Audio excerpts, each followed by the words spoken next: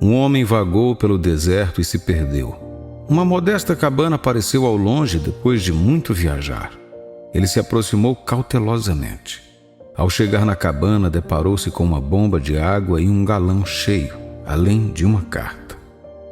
Você terá água suficiente se fizer o seguinte: despeje toda a água no topo da bomba para prepará-la, a nota dizia. Então o homem se deparou com uma decisão: acreditar ou não na nota. Ele ficaria com sede até morreria se não funcionasse. Porém, ele poderia escolher satisfazer imediatamente sua sede bebendo do galão e arriscando morrer se a água acabasse. O homem refletiu por um tempo antes de decidir arriscar. Inicialmente não havia água saindo da bomba, então ele estava um pouco nervoso. Mas ele continuou a trabalhar nela e logo a água começou a correr. Como havia tanta água que ele podia beber e tomar banho, além de encher todos os recipientes que podia, ele fez tudo isso. Ele obteve toda a água de que precisava porque estava disposto a abrir mão do prazer a curto prazo. Depois de terminar, por favor, reabasteça a jarra para o próximo passageiro, acrescentou a nota. Ele escreveu uma mensagem adicional que acompanhava a jarra. Por favor, prepare a bomba. Acredite, funciona. Cabe a cada um de nós decidir se mantemos a nossa situação atual porque não acreditamos que há coisas maiores reservadas para nós ou se aceitamos a satisfação imediata. Devemos colocar nossa fé em Deus e desistirmos de tudo o que possuímos para ganhar o que Deus prometeu ou olhar apenas para o que nossos olhos enxergam agora. Filho de Deus, a decisão é clara. Devemos colocar toda a nossa fé em Deus e derramar o máximo de água que pudermos. Romanos 3 fala extensivamente sobre a graça de Deus. No final do capítulo, podemos descobrir que nos tornamos virtuosos apenas pelo amor de Deus. Nos primeiros 2 capítulos e meio de Romanos, o apóstolo Paulo explica as origens da espécie humana. Quando acreditamos que não poderíamos mais suportar, ele trouxe a graça. Os humanos merecem a ira de Deus por seus erros, mas Deus escolheu punir o seu próprio Filho. Todos aqueles que confessam Jesus como seu Senhor e Salvador foram justificados diante de Deus por causa do sangue do único Filho de Deus. Estou aliviado, para dizer o mínimo. Não seremos punidos. Por causa da maravilhosa graça de Deus, fomos libertos. Nós, humanos, normalmente temos dificuldade em aceitar a graça, apesar do fato de ela ser totalmente gratuita. Paulo estava ciente disso. Portanto, ele utiliza uma analogia do Antigo Testamento antes de passar para o assunto da fé e da graça. Gênesis o traça desde a linhagem de Abraão. Gênesis capítulo 15, versículo 6 diz: Abraão creu no Senhor, e isso lhe foi imputado por justiça.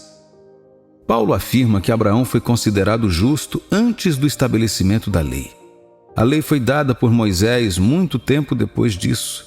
Entre o tempo em que Deus prometeu fazer de Abraão o pai de muitas nações e o tempo em que Deus revelou a lei a Moisés no Monte Sinai, houve entre 600 e 700 anos.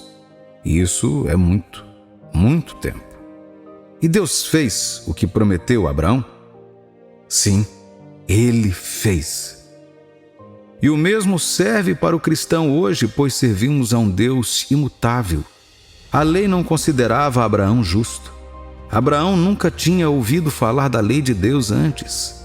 Para ser justo aos olhos do Senhor, Abraão teve que confiar na promessa de Deus de ser o pai de muitas nações quando Deus fez essa promessa a ele. Olhe para o céu e conte as estrelas, se é que você pode contá-las, disse Deus a Abraão, que ainda se chamava Abrão naquele momento. E assim será a tua descendência, disse-lhe ele. Lembre-se, Deus fez uma promessa a Abraão quando ele tinha quase 100 anos de idade. Se Abraão tivesse se recusado a acreditar em Deus, ninguém o teria criticado.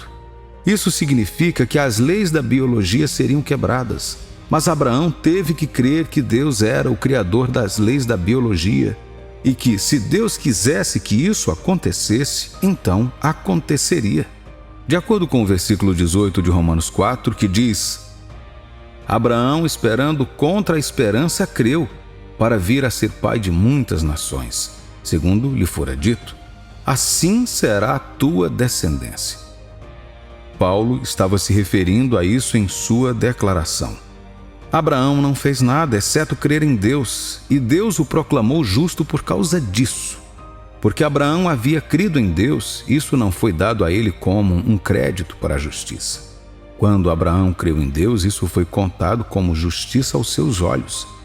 Embora a fé de Abraão na existência de Deus fosse inegável, ele foi declarado justo por sua confiança na capacidade de Deus de cumprir suas promessas. Crer em Deus não é o mesmo que acreditar em Deus. Esta é uma lição que Abraão pode ensinar a muitos cristãos. Um verdadeiro seguidor de Cristo crê verdadeiramente na palavra de Deus. De acordo com Jesus, devemos amar a Deus com todo o nosso ser, nosso coração, nossa alma, nosso cérebro e nossa força. Ele também observou que devemos tratar os outros como gostaríamos de ser tratados.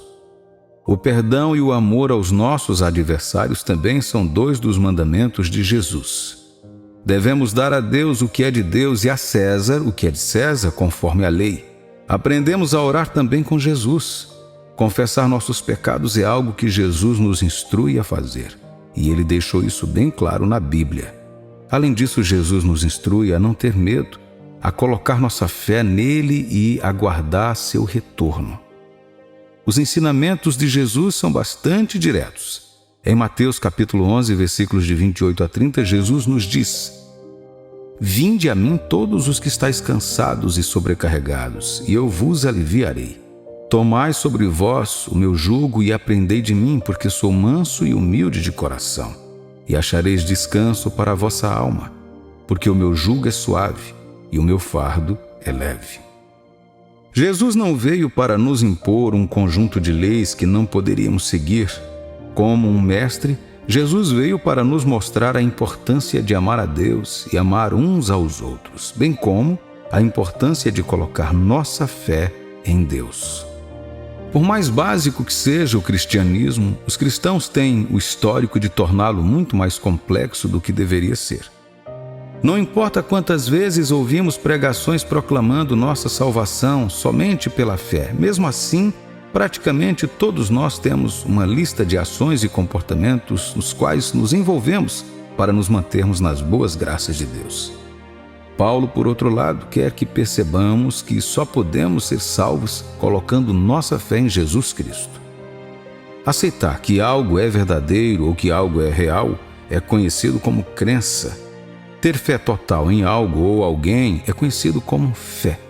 Mesmo que creiamos em Jesus e no Evangelho, não somos salvos por causa disso. O fato de irmos à igreja, orarmos ou estudarmos a Bíblia não significa que somos salvos. Mas se proclamarmos nossa fé em Cristo, seremos salvos porque cremos que a morte de Cristo na cruz e a ressurreição nos deram a vida eterna. A remissão dos nossos pecados e a vida eterna oferecida por Cristo, por outro lado, são apenas o começo de suas promessas para nós. Uma amostra de suas promessas mostra o seguinte: Jesus promete responder às nossas orações em João capítulo 14, versículos de 12 a 14. E em João 15, versículo 7, Jesus diz que se permanecermos nele, ele permanecerá em nós. Jesus também afirma em João capítulo 15, versículo 11: estas coisas vos tenho dito para que a minha alegria esteja em vós e a vossa alegria seja completa. Nas bem-aventuranças, Jesus promete abençoar os pobres, consolar os enlutados, alimentar os sedentos de justiça e mostrar misericórdia aos misericordiosos. Seremos chamados filhos de Deus e veremos a Deus. Ele nos promete. E eis que venho sem demora, e comigo está o galardão que tenho para retribuir a cada um segundo as suas obras. Eu sou o Alfa e o Ômega, o primeiro e o último, o princípio e o fim. Apocalipse, capítulo 22, versículos 12 e 13. Tanto esta vida quanto a próxima serão repletas de bênçãos por causa do sacrifício do nosso Salvador, que derramou sangue e morreu por nós. Estou convencido de que, se apenas colocarmos nossa fé em Jesus Cristo e em seu Evangelho, passaremos a eternidade com nosso Pai Celestial. A vida abundante que vem de viver esta vida com Jesus habitando em nossos corações pode ser perdida se não crermos nas palavras de Cristo encontradas nos 4 Evangelhos. O propósito da missão de Jesus não era nos ensinar religião. As pessoas da fé judaica tinham uma religião antes disso. Jesus veio para nos trazer palavras que dão vida. Nos ensinamentos de Jesus, aprendemos que Deus cuida de nós e suprirá todas as nossas necessidades se confiarmos nele. No entanto, tudo começa crendo. Para sermos salvos, devemos colocar nossa fé em Jesus Cristo e em seus ensinamentos. Para obter a vida eterna, devemos crer que Cristo morreu por nossos pecados e ressuscitou no 3º dia. Mas devemos também crer em Cristo quando Ele disse que Deus sabe com o que precisamos ou não nos preocupar. Deus responderá às nossas orações se tivermos fé nele. Devemos ter fé de que fomos perdoados e que não precisamos mais carregar nosso sentimento de vergonha. Precisamos ter fé que Deus deseja que sejamos abençoados nesta vida. Devemos ter fé que Deus nos manterá seguros. Nada nem ninguém pode ficar no nosso caminho se tivermos fé em Deus. Como cristãos, devemos nos apegar ao fato de que Deus nunca nos abandona. Para passar por esta vida, precisamos ter fé que Deus nos enviou seu Espírito Santo. Deus tem o controle final sobre tudo e Cristo virá um dia para derrotar a morte para sempre. Devemos crer nisso. Perderemos a paz e a alegria de Deus se não crermos nisso, e assim nos abriremos para uma vida de culpa, preocupação, dúvida e medo. Os seguidores de Cristo, por outro lado, não podem aceitar viver uma vida de culpa, preocupação ou dúvida por causa do medo. Vivemos como se as palavras de vida da Bíblia não estivessem disponíveis para nós quando rejeitamos as promessas de Cristo. Quero que você saiba bem disso. Não há absolutamente nada difícil demais para o Senhor fazer. Se Deus disse, Ele o fará. Nossa fé é a única coisa que nos habilita a acessar as respostas, as bênçãos e as instruções pelas quais oramos. Seja como Abraão e tenha uma fé pura o suficiente para mover montanhas. Que seja dito de você como foi dito de Abraão e muitos outros. Que seja dito que você creu em Deus.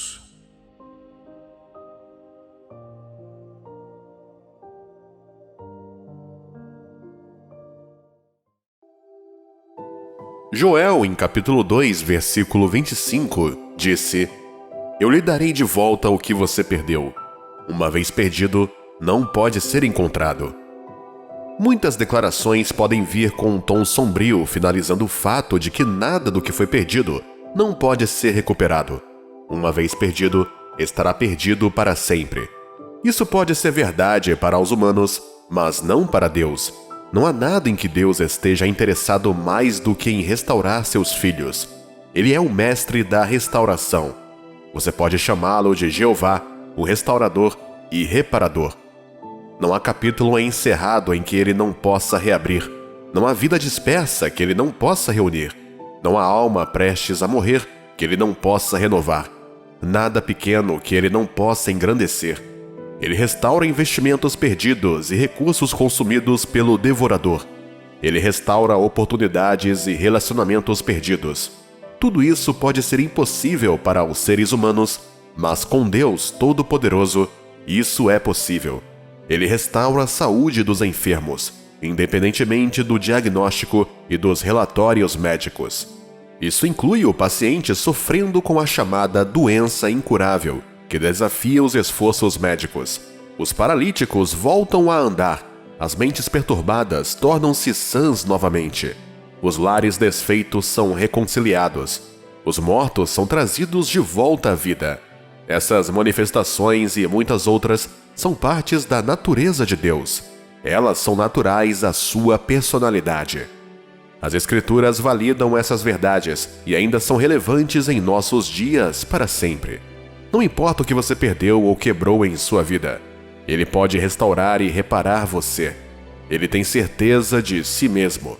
Ele não fala em vão. Ele não pode mentir. Nenhum som ou unidade linguística dele é vazia ou inválida. Se ele diz, ele fará. Ele é capaz. Veja esta escritura. Eu lhe darei de volta. Em outras palavras, eu vou restaurar para você, e não nós iremos restaurar. O uso do pronome singular eu mostra capacidade. Deus está dizendo a você: eu sou competente para fazer o que eu disse, porque sou Deus por mim mesmo. Eu vou restaurar você. Não preciso consultar ninguém para conquistar isso. Mesmo que seu plano inicial fosse que todos estivessem em um estado de integridade, sem danos.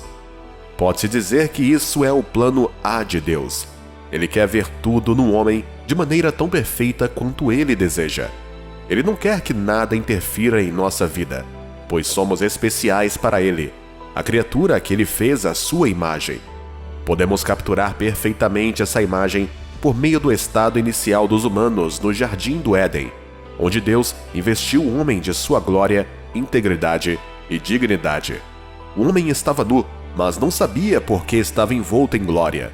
Não havia senso de deficiência ou imperfeição. Ele se encontrava em um estado em que nada faltava, nada necessitava. Ele tinha tudo à sua disposição. Todas as outras criaturas respondiam naturalmente à sua voz sem esforço. Este era o seu estado antes de o autor do pecado, da culpa, da aflição, da dor e das perdas, a saber, o diabo, o fez cair em tentação. Parecia que o diabo conhecia o valor daquele posicionamento divino mais do que o homem, o beneficiário. Foi por isso que ele fez todo o possível para seduzir o homem para sair daquele estado incrível, de tal forma que o homem não pôde fazer todo o possível para resistir ao diabo. Além disso, parecia que o homem não valorizava esse privilégio o suficiente, porque se valorizasse, não teria se entregado à sedução por um preço tão baixo e dado acesso ao diabo. Isso exige profunda consideração.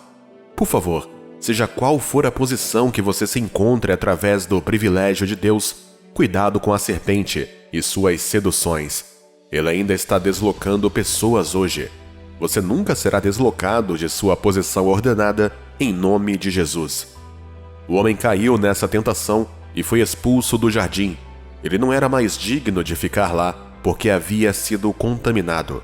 O diabo ficou feliz porque pensou ter conseguido apagar a raça do homem com aquele plano ilícito, e que não haveria possibilidade de um homem ser precioso aos olhos de Deus novamente. Ele pensou que o homem o havia perdido para sempre e não poderia ser amado nem querido por Deus novamente. Mas Deus quebrou os planos do diabo quando se mostrou como sendo misericordioso e gracioso, que não precisa da opinião de ninguém para tirar o homem da condenação. Ele não precisa da opinião de Satanás para justificar e restaurar o homem.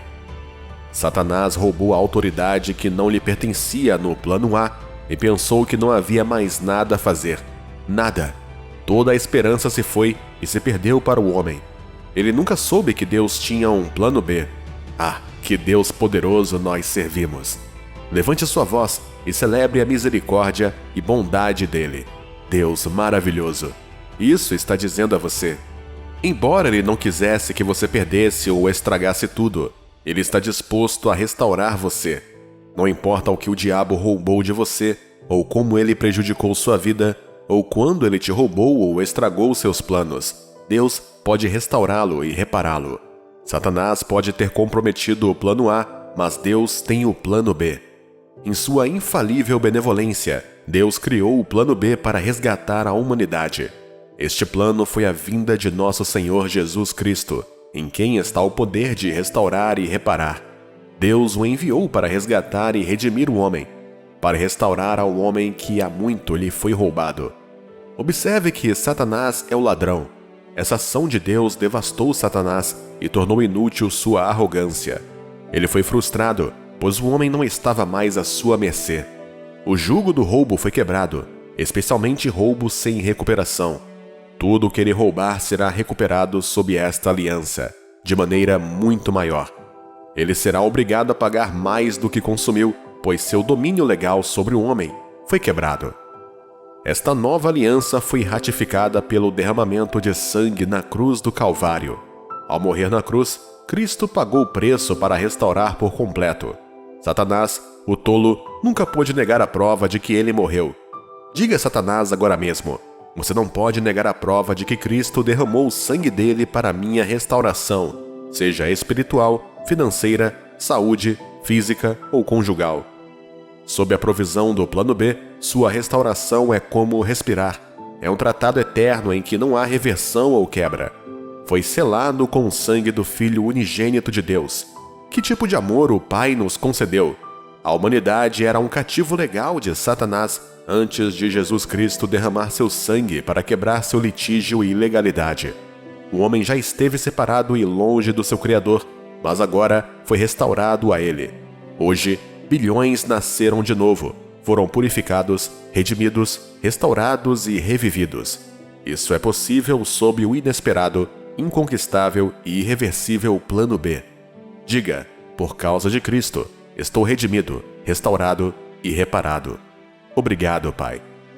Ei, Deus pode restaurar, custe o que custar. O que você perdeu? O que é aquela situação aparentemente irrecuperável? Deus pode restaurar independentemente do seu custo. Se ele foi capaz de pagar o maior preço sacrificando Jesus Cristo, seu único filho, para resgatar e reivindicar o destino do homem, o que ele não faria para restaurar você? Se ele não preservou seu próprio filho para substituir o pior do homem pelo seu melhor, ele também não poupou nada para garantir a sua restauração. Na verdade, automaticamente pela redenção, você é restaurado. Você só precisa adequar a essa provisão a sua situação. Pegue, é seu. Seus ossos secos estão se levantando novamente. Deus sempre se interessou pela restauração de seus filhos. As Escrituras confirmam isso no livro de Ezequiel 37, onde Deus levou o profeta Ezequiel ao vale de ossos secos. Este vale retratava a situação dos filhos de Israel naquela época. Deus precisava mostrar ao profeta aquela cena horrível e sem esperança dos ossos secos, para que ele soubesse o grau deplorável da condição dos israelitas. Sabendo que o profeta havia visto o quão terrível e impossível a situação parecia, Deus lhe fez uma pergunta surpreendente. Versículo 3: Filho do homem, porventura viverão estes ossos? E eu respondi: ó Senhor Deus, tu sabes. Foi tão desesperador que ele teve que dizer a Deus que só ele sabia se seria possível ou não. Então Deus deu a ele a palavra de sua autoridade para falar aos ossos secos, e ele fez o que lhe foi ordenado. Pelo fato de Deus estar tão envolvido na situação deles, os ossos secos voltaram à vida e viveram novamente. Veja nos versículos 7 ao 10. No versículo 11, Deus revelou a eles que estava pronto para abrir suas sepulturas e trazê-los de volta ao que deveriam ser. O que estava morto e enterrado neles ressuscitou por ordem do Senhor. Deus também está dizendo a você agora mesmo que seus ossos secos se levantarão. Os ossos secos da sua vida espiritual, carreira, destino, negócios, finanças, ministério, família, entre outros, estes ossos secos estão se levantando novamente.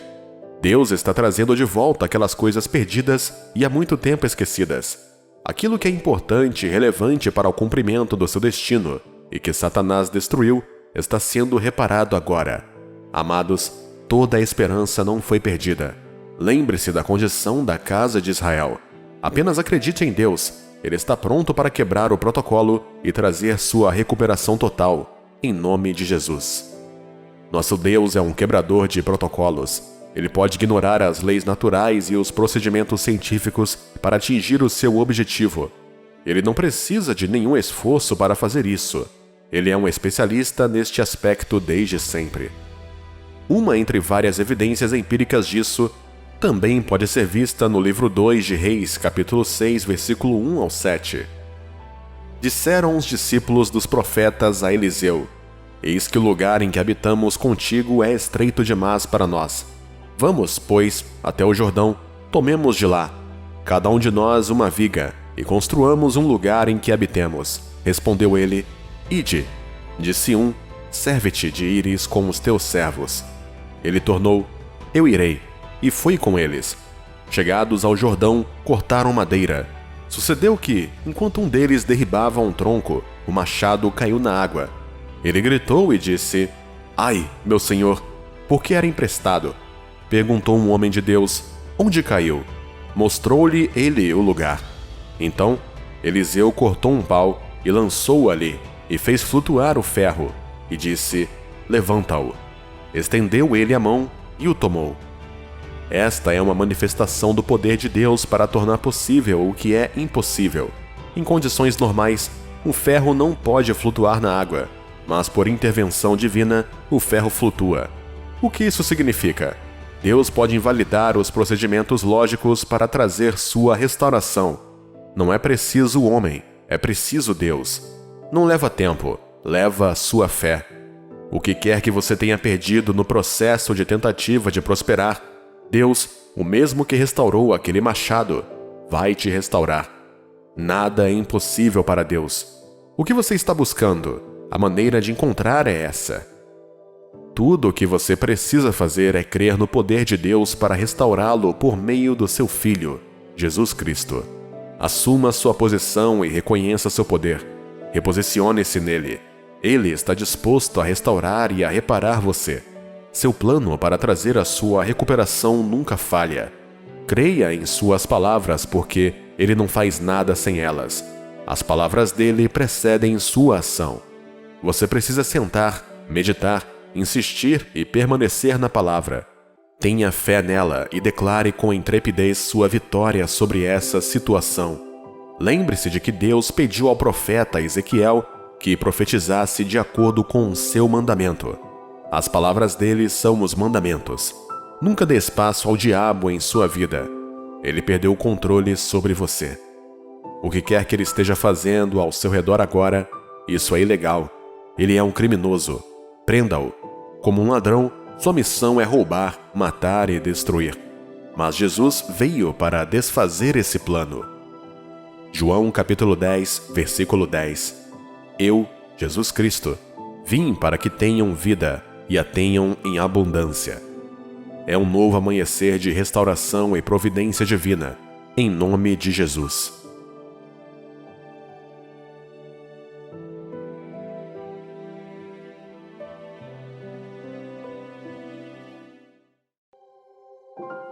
Uma mentalidade vencedora é uma mentalidade de crescimento que aumenta a cada ramificação. Abundância também significa vencer em muitos aspectos da vida. E isso significa sucesso. Um coração bem-sucedido pertence a um homem que não vê ou percebe o fracasso. Ele sabe que nasceu como filho de Deus para vencer. Uma mentalidade vencedora está livre de preocupações sobre não cumprir seu propósito. Não depende do resultado, mas sim de nossas crenças e de uma atitude de autoafirmação perante a vida.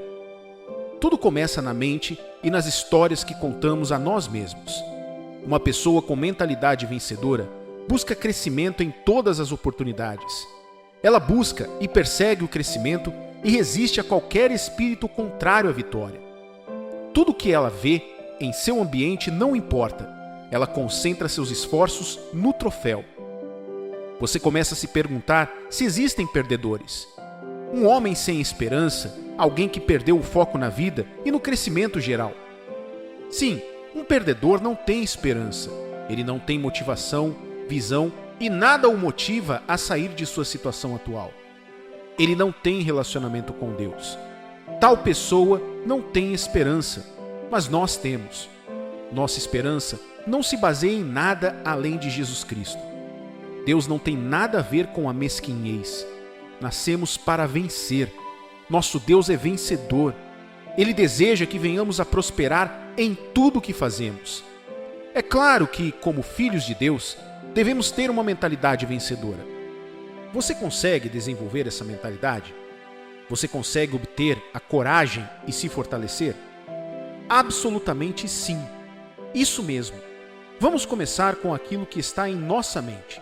O que você vê e ouve basicamente?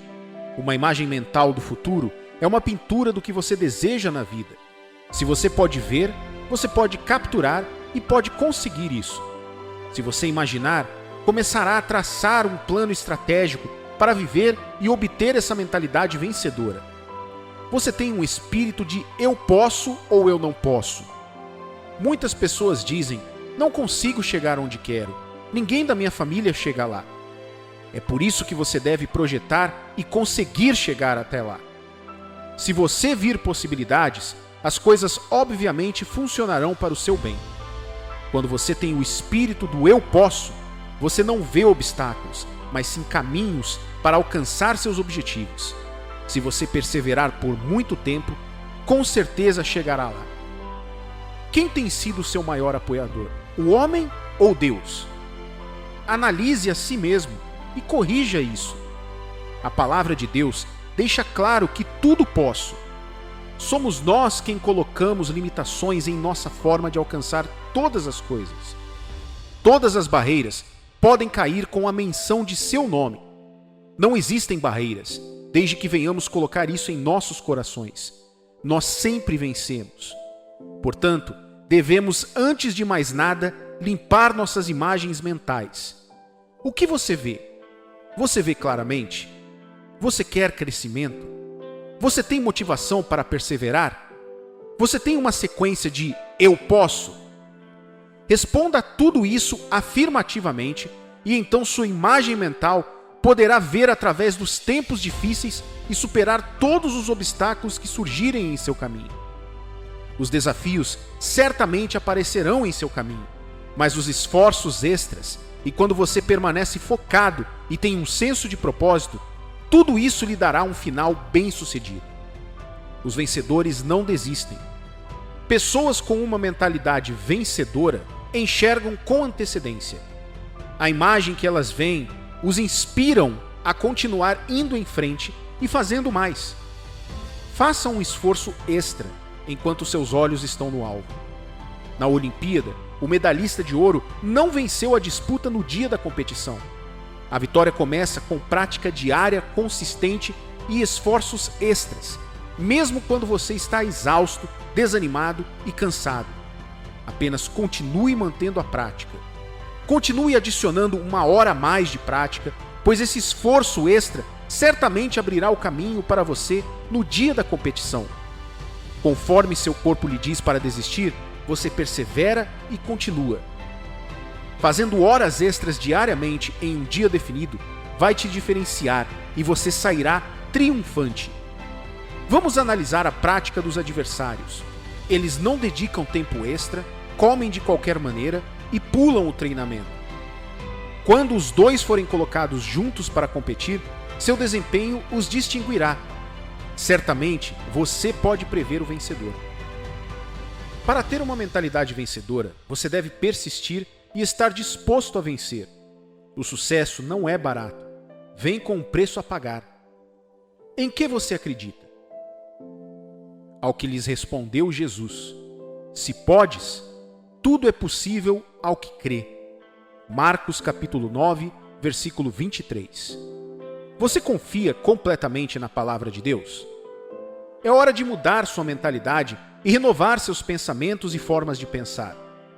Deus nunca pretendeu que vivêssemos de acordo com o sistema do mundo e suas maneiras de fazer as coisas, mas acreditar que podemos fazer. Acredite em Deus e Ele lhe mostrará o caminho. Os vencedores não fazem as coisas de maneira diferente.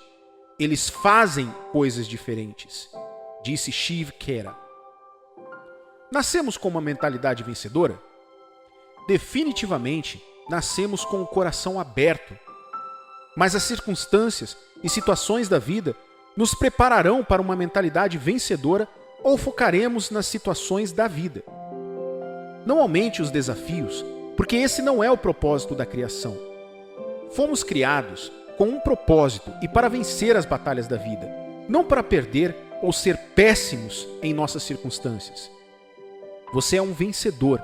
Comece a pensar como um. Cultive o hábito de vencer, focando no Deus Todo-Poderoso para obter força do alto. Peça a Deus, que tudo pode fazer, para te ajudar. Somente Ele é o mentor da criação. Ele nos dá o manual. Aproxime-se de Deus. Além disso, devemos evitar distrações e dizer a nós mesmos que podemos fazer todas as coisas. a energia para seguir em frente, te envolverá. Assim que você percebe que as distrações são ruins, elas matam a mentalidade vencedora.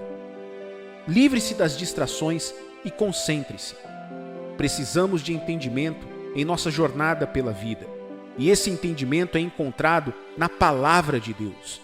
O homem pode prometer e falhar, mas Deus faz exatamente o que diz. Portanto, encha-se da palavra de Deus para obter entendimento e livre-se de várias direções. Existem muitas questões ou desafios que podem prejudicar uma mente de vencer, mas desvie os olhos dos desafios e tenha um grande senso de responsabilidade. Assuma a responsabilidade por tudo o que acontece em sua vida. Seja deliberado sobre a vida. Jogar o jogo da culpa não é uma boa ideia. Assuma o controle e você verá uma mudança positiva. Vejamos como mudar nossa mentalidade com as escrituras no livro de Josué, capítulo 1, versículos 7 e 8. Tão somente, sê forte e muito corajoso, para teres o cuidado de fazer segundo toda a lei que meu servo Moisés te ordenou. Dela não te desvies, nem para a direita, nem para a esquerda, para que sejas bem-sucedido por onde quer que andares. Não cesses de falar deste livro da lei. Antes, medita nele dia e noite, para que tenhas cuidado de fazer segundo tudo quanto nele está escrito. Então, farás prosperar o teu caminho e serás bem-sucedido. Você deve ser forte e corajoso. A palavra de Deus entende que haveria necessidade de coragem, por isso propôs antes do tempo. Tudo o que precisamos é aplicar isso a uma mentalidade vencedora focada, proposital. Seja forte para vencer as batalhas da vida. Sem coragem, é difícil ter uma mentalidade vencedora. A coragem é uma ferramenta vital para os vencedores. Você deve ter o cuidado de obedecer à Bíblia. A obediência à palavra de Deus é fundamental, não confiando em nossas convicções. Dia e noite, medite na palavra de Deus. Este é o manual original para tudo. Ter uma mentalidade vencedora se forma por dentro. É preciso muito esforço extra, pois você pode não ver, mas se você tiver uma mentalidade vencedora, fará funcionar. Muitos anos atrás, um amigo meu, que veio de uma origem muito pobre, me contou sua história. Ele compartilhou comigo sua mentalidade vencedora. Não está claro como ele passou de zero a herói. Ele foi impulsionado por seu pai doente na cama do hospital, porque não podia pagar a conta ridícula que tirou a vida do pai. Ele ficou furioso porque era o primogênito da família. Ele não conseguiu juntar dinheiro para pagar a conta. Segundo ele, estava falido. Ele desafiou a si mesmo que este era o fim da pobreza em sua linhagem. Na verdade, acabou com a pobreza, porque com determinação e perseverança, hoje ele comprou uma das melhores casas para sua mãe na cidade de Abuja, na Nigéria. Ele é excepcionalmente um destaque em sua escolha nos negócios e como treinador que influencia milhares de jovens. Ele viajou dentro e fora do país, mudando vidas e encorajando pessoas a mudarem de ideia sobre vencer como cristãos e até mesmo incrédulos que desejam mudanças na vida. Mas Deus não faz acepção de pessoas. Ele ama a todos e deseja que venhamos a glorificá-lo. Jeremias capítulo 29, versículo 11. Eu é que sei que pensamentos tenho a vosso respeito, diz o Senhor. Pensamentos de paz e não de mal, para vos dar o fim que desejais. O plano de Deus para nós é bom. Então, qualquer mal que aconteça ao seu redor é uma indicação que vem do mal. Portanto, jogue fora e esteja determinado a vencer a todo custo. Os planos de Deus para nós são bons. Olhe para ele e obtenha uma imagem clara. Não olhe para os obstáculos, mas para os resultados. Você está pronto para ter uma mentalidade vencedora? Você tem certeza de que está disposto a trabalhar com Deus e com a direção dele? Então, a hora é agora. Vamos indo. Nós estamos prontos. Esteja determinado a vencer. Não sabeis vós que os que correm no estádio, todos na verdade correm, mas um só leva o prêmio? correi de tal maneira que o alcanceis. 1 Coríntios, capítulo 9, versículo 24. Então corra a fim de alcançar. O que ele está dizendo aqui é que devemos viver nossas vidas como se estivéssemos participando de uma corrida na qual há apenas um vencedor e estamos determinados a ser esse vencedor. Não, ele não está dizendo que devemos competir com todo mundo, mas ele está dizendo que os vencedores se tornam vencedores porque primeiro estão determinados a ser. Você deve estar determinado a vencer antes de poder. Você tem alguém com quem está competindo? De jeito nenhum. Você está competindo consigo mesmo. Então, prepare-se para ser um vencedor. Obtenha a sua visão. Qual é o tamanho da sua visão? Pegue a direção certa e aplique todos os planos estratégicos para ter uma mentalidade vencedora. Olhe para o Deus Todo-Poderoso e remova os obstáculos do seu caminho. Vencer é o alvo. Continue se destacando em todos os seus caminhos. Não tenha medo. Um coração destemido é um coração vencedor. Não alimente nenhum medo. Por trás desse medo está um sucesso. Vença o medo tendo uma mentalidade vencedora. Não se associe com aqueles que não estão indo a lugar nenhum. Os pessimistas dirão o que o seu coração quer ouvir. Eles vão desencorajá-lo, mas não importa. Continue superando todas as tempestades da vida, pois a tenacidade não deve permitir que você desista. Não reclame ou murmure. Esteja entre as pessoas que encorajaram seu novo crescimento. Não esteja entre aqueles que lhe dirão que você não pode fazer isso. Tenha um mentor que possa encorajá-lo nas fases difíceis da vida. O murmúrio não leva a lugar nenhum. Ele desencoraja as pessoas. Vista-se do amor de Deus e vença as batalhas.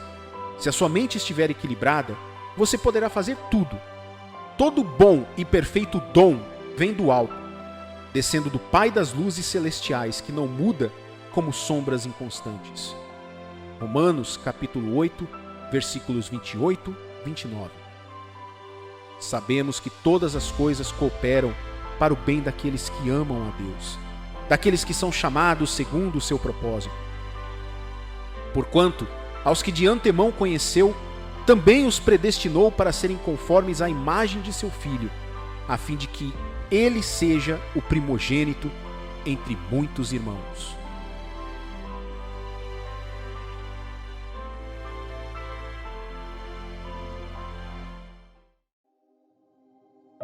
Como ser humano, você é a mais elevada criação de Deus.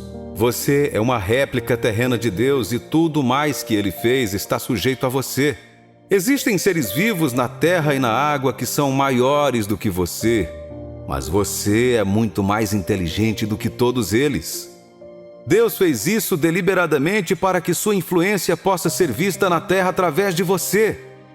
Quando Adão e Eva foram expulsos do Jardim do Éden por causa de sua desobediência a Deus, a implicação foi que o homem ficou aquém da expectativa divina.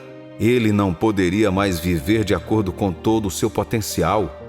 Mas apesar disso, a superioridade do homem sobre todas as outras criaturas é evidente em tudo o que ele foi capaz de realizar. A medicina e a engenharia moderna são dois campos onde o potencial do homem é facilmente perceptível. Ser cristão significa que você tem um relacionamento com Deus por meio de Jesus Cristo.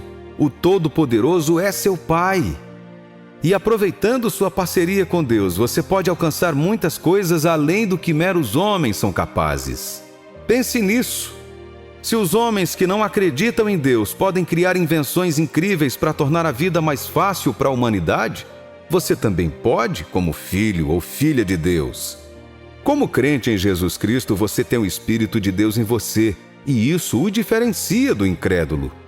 Mesmo antes de Deus redimir o homem por meio de Jesus Cristo, o homem continuou deixando sua marca. A Torre de Babel é um exemplo típico da obra-prima do homem, mesmo que tenha sido perseguida em rebelião contra o plano de Deus. Do lado positivo, a enorme arca que Noé construiu é um bom exemplo do que Deus pode fazer com um homem submisso. Hoje você está no reino de Deus e há paz entre você e Deus por meio de Jesus Cristo. Você não precisa se rebelar contra Deus sob nenhuma circunstância. Quaisquer que sejam os desafios diante de você, eles não são estranhos ou peculiares a você. Em João capítulo 16, versículo 33, Jesus disse que no mundo tereis aflições. Com que tipo de problema você está lutando? O que está causando dor e noites sem dormir? Talvez você tenha feito tentativas inúteis de sair disso sozinho. Você pode ter gasto muito dinheiro e consultado várias pessoas. Não desista ainda. A coisa mais importante que você precisa saber é que Deus está com você. Mesmo que todos os outros tenham abandonado você, Deus está bem ali. Sua situação pode ser realmente impossível, mas você pode confiar nele para uma reviravolta. No livro de Lucas, capítulo 1, versículo 37, o anjo Gabriel disse a Maria: porque para Deus nada é impossível. Deus tem poder ilimitado e você pode usá-lo para que um milagre aconteça para você. Existem inúmeros exemplos na Bíblia em que Deus faz o impossível para aqueles que ousam confiar nele. E no livro de Hebreus, capítulo 13, versículo 8, afirma claramente: Jesus Cristo é o mesmo, ontem e hoje e eternamente. Isso significa que Deus não muda. Ele ainda faz o impossível, então o seu caso não é desesperador. É uma doença medicamente incurável? É esterilidade? É impotência? Ou talvez seja um fardo de dívida? O poder de Deus não está em questão, mas você pode confiar nele para direcioná-lo para você? Se houver um grande obstáculo em seu caminho que você não consegue superar, é hora de confiar em Deus. Tudo o que você precisa fazer é invocá-lo com fé e esperar pela instrução de sua palavra. Isso pode levar algum tempo, mas você precisa ser paciente. E quando Deus lhe disser o que fazer, haja imediatamente, sem hesitação. Foi isso que Moisés fez depois que conduziu os israelitas do Egito e eles chegaram ao Mar Vermelho. Com o exército de Faraó avançando em direção a eles por trás e o mar à sua frente, eles ficaram presos. Moisés, o homem de Deus, respondeu no livro de Êxodo 14. Ele sabia fazer milagres porque já havia feito isso várias vezes no Egito. Ele clamou a Deus na presença do povo e Deus lhe disse exatamente o que fazer. Veja o que aconteceu quando Moisés agiu de acordo com as instruções. Então Moisés estendeu a sua mão sobre o mar e o Senhor fez retirar o mar por um forte vento oriental toda aquela noite. E o mar tornou-se em seco e as águas foram partidas. E os filhos de Israel entraram pelo meio do mar em seco, e as águas foram-lhes como um muro à sua direita e à sua esquerda. Êxodos capítulo 14, versículos 21 e 22. Não há como Moisés e os israelitas terem escapado do exército do faraó sem um milagre. Era uma situação impossível. Se você puder confiar nele, Deus fará um milagre para você e através de você hoje. Às vezes, confiar em Deus exigirá que você faça um sacrifício ou dê um passo que o incomoda. Você pode ser obrigado a fazer algo estranho. Tenha certeza de que Deus sabe o que está fazendo e lhe concederá a vitória. A viúva de Sarepta deu sua única refeição ao profeta Elias durante uma escassez, e a confiança trouxe uma provisão sobrenatural. E Naamã, o comandante do exército sírio, seguiu a instrução de Eliseu para se banhar no Rio Jordão 7 vezes e foi curado da lepra. Muitos cristãos oram a Deus pedindo intervenção quando estão com grandes problemas, mas não ouvem sua instrução que leva à resposta. Alguns receberão uma instrução, mas falharão em agir de acordo com ela. Você deve entender que Deus requer sua cooperação para fazer o impossível. Já que você sabe que não pode fazer coisas impossíveis sozinho, então você deve decidir confiar em Deus de todo o coração. Uma vez que Deus lhe diga o que fazer sobre esse assunto, torna-se sua responsabilidade fazer o impossível, agindo de acordo com a palavra dele. Não vai acontecer de outra forma. O milagre está na instrução. Você só precisa confiar em Deus quando Ele fala com você. E se você estiver totalmente convencido sobre o amor de Deus por você, a confiança virá. Veja o livro de Jeremias, capítulo 17, versículo 7. Bendito o homem que confia no Senhor e cuja confiança é o Senhor. Confiar em Deus é gratificante. Naamã, o comandante do exército sírio, que tinha lepra, inicialmente ficou zangado com a instrução do profeta Eliseu e voltou atrás até que seus servos falassem com ele. A maneira de você desenvolver confiança em Deus é conhecê-lo por meio de sua palavra escrita, a Bíblia. Ele revela seus pensamentos e caráter com relação a várias questões da vida. E você também precisa saber que Deus fala por meio de homens, anjos, sonhos e visões. Se você confiou nos homens e eles falharam, Deus não é como eles. Ele é capaz de ressuscitar os mortos, mas sua confiança é o que libera seu poder. Quando Jesus Cristo foi ao túmulo de seu amigo Lázaro, morto há 4 dias, e exigiu que a pedra fosse removida, o povo inicialmente hesitou, porque já havia concluído que era tarde demais para fazer qualquer coisa a respeito dele. Se você quer que Deus faça o humanamente impossível, confiar nele não é opcional. Mas você deve primeiro reabrir o problema que você fechou. Deus não fará isso por você. Veja outra escritura a esse respeito. Confia no Senhor de todo o teu coração e não te estribes no teu próprio entendimento. Provérbios capítulo 3, versículo 5.